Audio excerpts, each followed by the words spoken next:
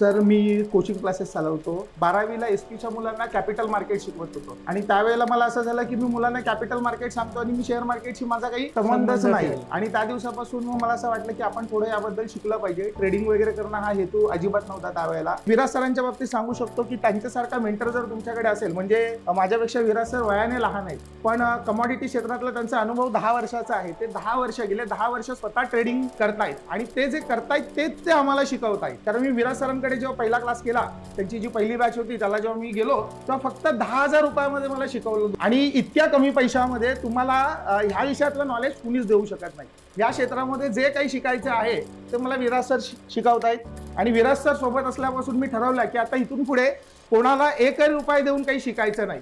आज सर दररोज आमच्या सोबत दिवसातून एकदा, कधी दोनदा, कधी तीनदा पण लाईव्ह येतात आणि जेव्हा संध्याकाळी आम्ही परत एकत्र येतो तेव्हा आज कुठे ट्रेड आले, ते कसे बरोबर झाले, कुठे चुकले का, या सगळ्याबद्दलची चर्चा होते। त्यामुळे अशा पद्धतीचं हँड होल्डिंग असतं ना, ते तुम्हाला कुठेच मिळणार नाही। आणि त्यामुळे विराज सरांकडे क्लास करावा का, डोळे झाकून करावा। तुम्ही विराज सरांकडे डोळे झाकून क्लास करू शकता। नमस्कार, मी Viraj Jamdade, founder and CEO of Viraj excellence community centre Pune. जसं की मागच्या व्हिडिओमध्ये तुम्ही बघितलं होतं, आपली पॉडकास्टची जी काही सिरीज आहे ती कंटिन्यू करत होतो। सरांच्या इथे मुंबईला मी आलो होतो। सरांचं स्वतःचे क्लासेस आहेत, त्या क्लासमध्येच आमचा आजचं जे काय ते शूट चालू आहे। तर सर पण आपल्याबरोबर एक 6-7 महिने किंवा 5 महिने झाले असतील मे बी हार्डली, तर ते आपल्याबरोबर काम करत आहेत आणि प्रॉफिटेबल ट्रेडिंग करण्यापेक्षा कितीपट माहिती आपल्याला कळाली आणि आपलं नॉलेज कितीपट गेन झालं हे सगळ्यात इम्पॉर्टंट आहे। फक्त लोकांचं एकच म्हणणं असतं की प्रॉफिटेबली काम करताय का नाही करत, पण प्रॉफिटेबली काम करून सुद्धा बऱ्याच लोकांचं असतं की एक मनाचं समाधान जे असतं ते आपल्याला कधी कधी त्या गोष्टी मिळत नाहीत। तर आपल्याला त्यांच्याकडून जाणून घ्यायचंय। तर नमस्कार सर। नमस्कार सर। तर मला हे जाणून घ्यायचंय की तुमचं आधीचं जे काही ट्रेडिंग जर्नी होती किंवा तुम्ही आधी कशामध्ये काम केलेलं आहे किंवा आधी कुठले कोर्सेस केलेले आहेत किंवा काय संदर्भ तुम्ही घेऊन मार्केटमध्ये, कमोडिटी मार्केटमध्ये आला, तर याच्याबद्दल थोडंसं जाणून घ्यायचं। सर मी कोचिंग क्लासेस चालवतो मुंबईमध्ये। क्षितिज क्लासेस या नावाने आमचे क्लासेस चालतात दादर विभागामध्ये। 400-450 स्टुडंट आहेत माझ्याकडे। क्लासेसला 23 वर्ष झालेले आहेत। मी गेल्या 23 वर्षापासून मी मुलांना शिकवत आहे आणि हे नेहमी शिकवत असताना एक दिवस असा आला की मी 12वीला एसपीच्या मुलांना कॅपिटल मार्केट शिकवत होतो आणि त्यावेळेला मला असं झालं की मी मुलांना कॅपिटल मार्केट सांगतो आणि मी शेअर मार्केटशी माझा काही संबंधच नाही। आणि त्या दिवसापासून मग मला असं वाटलं की आपण थोडं याबद्दल शिकलं पाहिजे। ट्रेडिंग वगैरे करणं हा हेतू अजिबात नव्हता त्यावेळेला, पण थोडं शिकलं पाहिजे म्हणून माहिती काढायला सुरुवात केली। पण मग त्यात प्रॉब्लेम असा आला की नंतरच्या काळामध्ये कोविड आला आणि त्यावेळेला शिकवणारे एवढे कुणी नव्हते। म्हणजे शिकवण्याची इच्छा खूप होती शिकण्याची, पण शिकवणारे तेवढे चांगले नव्हते। पण कोविड आल्यानंतर सगळं डिजिटलायझेशन झालं आणि युट्यूबवर हे सगळं फुकट शिकायला मिळालं। युट्यूबच्या माध्यमातून त्या सगळ्या प्रोसेसमध्ये मी बरंच काही शिकत गेलो आणि मग लक्षात आलं की हे अतिशय चांगलं करिअर असू शकतो नवीन लोकांसाठी पण। आणि माझ्यासारखा माणूस ज्याने आता 25 वर्ष ऑलरेडी काम केलेलं आहे, जो आता रिटायरमेंटकडे जातोय, त्या माणसासाठी पण येणाऱ्या काळामध्ये हे सगळ्यात चांगलं काम असू शकतं। आणि मला असं लक्षात आलं की मी कुठलाही व्यवसाय केला तर त्यात भरपूर प्रॉब्लेम असतात आणि आपण खूप साऱ्या लोकांवर अवलंबून असतो। उदाहरणार्थ क्लास चालवताना माझी जागा आहे ती रेंटेड आहे, उद्या त्यांनी मला ती जागा नाही दिली तर मी काय करायचं? माझ्याकडे शिकवणारा एखादा शिक्षक आहे, तो नाही आला तर मी काय करायचं? पण मला लक्षात आलं की जर मी ट्रेडिंग जर करायला शिकलो आणि तिथे काहीच प्रॉब्लेम नाही, मी कोणावरच अवलंबून नाहीये। जे गव्हर्नमेंटने आपल्याला इन्फ्रास्ट्रक्चर दिलंय त्यात आपल्याला ट्रेड करायचंय, कोणाशी संबंध नाहीये।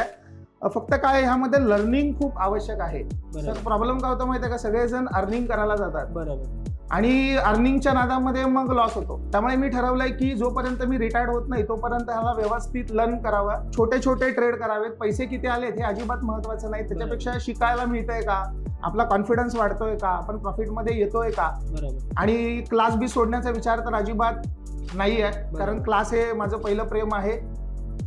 बाईकवर जितकं प्रेम करतो तितकंच क्लासवर पण प्रेम करतो। त्यामुळे हे सगळं सोडून काहीतरी करिअर म्हणून ते करावं अशी अजिबात इच्छा नाही। शिकवताना तुम्हाला पण सर शिकवताना किती मजा येते, तुमची तळमळ मी पाहिले, तर तीच तळमळ माझ्या विद्यार्थ्यांबद्दल पण आहे। त्यामुळे हे दोन्ही गोष्टी सायमल्टेनियसली छान उत्तमपणे चालतायत। रोज मी तुमच्याकडून शिकत असतो आणि माझं ह्यातलं नॉलेज आहे ते वाढवत असतो।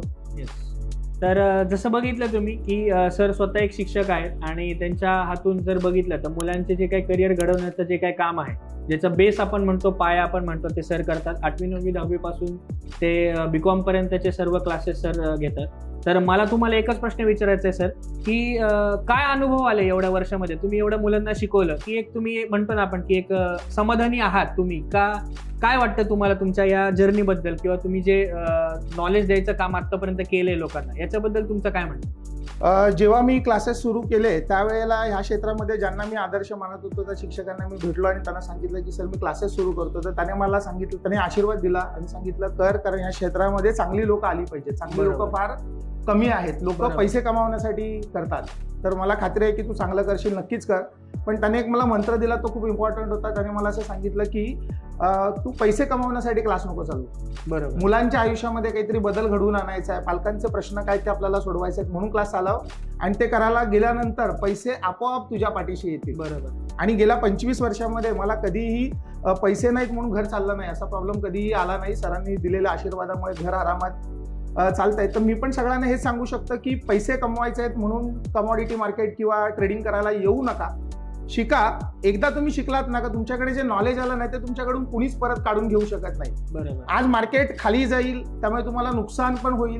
पण जरी नुकसान झालं तर तुमच्याकडे एवढी ताकद असेल तुमच्या लर्निंगमुळे की तुम्ही त्या नुकसानामधून पण बाउन्स बॅक करू शकता, पुन्हा प्रॉफिट कमवू शकता. आणि मी विराज सरांच्या बाबतीत सांगू शकतो की त्यांच्यासारखा मेंटर जर तुमच्याकडे असेल, म्हणजे माझ्यापेक्षा विराज सर वयाने लहान आहेत, पण कमॉडिटी क्षेत्रातला त्यांचा अनुभव 10 वर्षाचा आहे. ते 10 वर्ष गेले 10 वर्ष स्वतः ट्रेडिंग करतायत आणि ते जे करतायत तेच ते आम्हाला शिकवतायत. अशी कुठलीही गोष्ट ते आम्हाला शिकवत नाहीत की ती त्यांनी केलेली नाही आहे. त्यामुळे मला असाच कुणीतरी एक मेंटर पाहिजे होता. म्हणजे सिंपल एक गोष्ट सांगतो, मला जर समजा शिर्डीला जायचं असेल आणि मी कधीच गेलो नसेल तर मी काय करतो, कुणीतरी जो शिर्डीला गेला त्याला भेटतो आणि त्याला विचारतो की बाबा शिर्डीला कसं जायचं, तर तो मला सांगतो असं असं जा. मग तो मला सांगतो इथे राहिलं पाहिजे, इथे खाल्लं पाहिजे. आणि या सगळ्या टिप आपल्याला खूप उपयोगी पडतात. पण तेच जर जो कधी शिर्डीला गेला नाही मी त्याला विचारलं तर त्याने सांगितलेल्या गोष्टींचा मला काही उपयोग नाहीये. तर माझ्या आयुष्यामध्ये विराज सर आता असे आहेत की मला या क्षेत्रामध्ये जे काही शिकायचं आहे ते मला विराज सर शिकवतायत. आणि विराज सर सोबत असल्यापासून मी ठरवलं की आता इथून पुढे कोणाला 1 रुपया देऊन काही शिकायचं नाही. युट्यूबमध्ये फुकट शिकायला मिळतंय ते शिकायला काही हरकत नाही, पण शिकण्यासाठी पैसे खर्च करायचे नाहीत. कारण मी विराज सरांकडे जेव्हा पहिला क्लास केला, त्यांची जी पहिली बॅच होती त्याला जेव्हा मी गेलो तर फक्त 10,000 रुपयामध्ये मला शिकवलं 2 दिवस. आणि इतक्या कमी पैशामध्ये तुम्हाला ह्या विषयातलं नॉलेज कुणीच देऊ शकत नाही. बरं, 10,000 रुपये शिकवल्यावर तिथे संपलं का? तर अजिबात नाही. आज सर दररोज आमच्यासोबत दिवसातून एकदा, कधी 2दा, कधी 3दा पण लाईव्ह येतात. आणि मग सकाळी समजा लाईव्ह आले तर आज दिवसभराचं मार्केट कसं असेल त्याच्याबद्दल सांगतात. आणि आज आपण काय काय करायला पाहिजे त्याबद्दल सांगतात, काय ट्रेड येऊ शकतात त्याच्याबद्दल सांगतात. आणि जेव्हा संध्याकाळी आम्ही परत एकत्र येतो तेव्हा आज कुठे ट्रेड आले, ते कसे बरोबर झाले, कुठे चुकले का, या सगळ्याबद्दलची चर्चा होते. त्यामुळे अशा पद्धतीचं हँड होल्डिंग असतं ना ते तुम्हाला कुठेच मिळणार नाही. आणि त्यामुळे विराज सरांकडे क्लास करावा का? डोळे झाकून करावा. तुम्ही विराज सरांकडे डोळे झाकून क्लास करू शकता, कुठल्याही प्रकारचं तुमचं नुकसान होणार नाही याची मी खात्री देतो. फक्त एक नियम आहे, सर जे नियम सांगतील ते नियम कटाक्षाने काय करायला लागतील, फॉलो करायला लागतील. जर तुम्ही ते नियम फॉलो नाही केले तरच तुम्हाला नुकसान होऊ शकतं.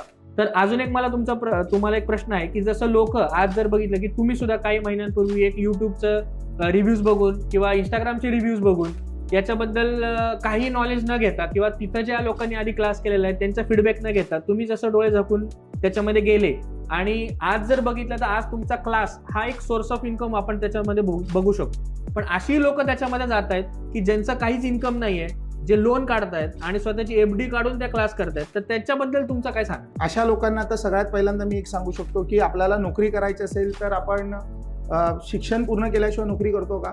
नाही करत. आणि जर शिक्षणच झालं नसेल तर चांगली नोकरी मिळते का? मग कुठलीही चांगली नोकरी मिळायची असेल तर चांगलं शिक्षण घ्यायला लागतं आणि शिक्षण घेतल्यानंतरच ती नोकरी मिळते. आता तुम्ही तोही विचार करा की अतिशय चांगलं शिक्षण घेतल्यानंतर पण आपल्याला जी नोकरी मिळते तर स्टार्टिंगला पगार किती असतो? तर स्टार्टिंगला पगार कमीच असतो. पण जेव्हा आपण काय करतो, हळूहळू त्यात स्किल्स जमा करतो, अजून आपण त्यात चांगलं करतो, त्यावेळेला आपल्याला प्रमोशन्स मिळत जातात आणि आपले पगार काय होतात, वाढत जातात आणि आपलं त्यातलं करिअर आहे ते तयार होतात. इथे प्रॉब्लेम काय होतं, इथे कमॉडिटी मार्केटमध्ये किंवा कुठल्याही ट्रेडिंगमध्ये लोकांनी आज क्लास केला का त्यांना उद्यापासून श्रीमंत व्हायचे, बरोबर, उद्यापासून पैसे कमवायचे, तर ते होऊ शकतच नाही. नंबर गोष्ट लक्षात घेतलं पाहिजे, विराज सर असेल किंवा अजून कुणी सर असतील, जसं विराज सरांच्या बाबतीत मला माहिती आहे की त्यांनी 10 वर्ष घालवली तेव्हा ते आज अशा सिच्युएशनमध्ये आलेत की ते ट्रेड करू शकतात चांगल्या पद्धतीने. मग आपल्याला पण ह्या मार्केटसाठी थोडा काय करायला लागेल, वेळ द्यायलाच लागेल.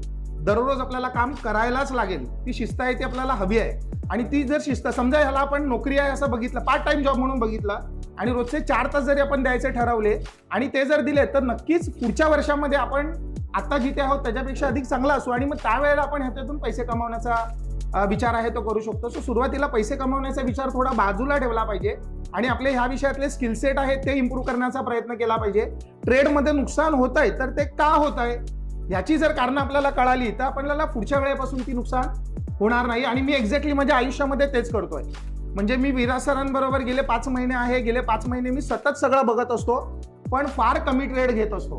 कारण मला जेव्हा वेळ मिळतो, कारण आज ट्रेड घेणं ही माझी प्रायोरिटी नाहीच आहे, पैसे कमावणं ही माझी प्रायोरिटी नाही. आज माझी प्रायोरिटी काय आहे? शिकणं. बरोबर. आणि ज्या दिवशी मला सगळं येईल ना, मला विराज सरांवर इतका कॉन्फिडन्स येईल, मग काय, मग जे हे सगळे पैसे आत्ता जे कमावले नाही आहेत ना ते लॉट साईज वाढून त्यावेळेला कमवू. बरोबर. तर आपल्याला तसंही करता येऊ शकतं. सर मी ह्यापूर्वी पण निफ्टी आणि बँक निफ्टीमध्ये कधी ट्रेड केले नाहीत. ऑप्शन्स तर मी कधी बघतच नाहीत. पूर्वी फ्युचर पण बघायचो नाही, आता कमोडिटीच्या निमित्ताने फ्युचर बघायला लागलोय. नाही तर यापूर्वी माझा विश्वास आहे की इन्व्हेस्टमेंट केली पाहिजे, त्यातून छान पैसे बनतात. तर मी आतापर्यंत कॅश मार्केटमध्येच काम करत होतो आणि ते पण म्युच्युअल फंडच्याच माध्यमातून काम करत होतो.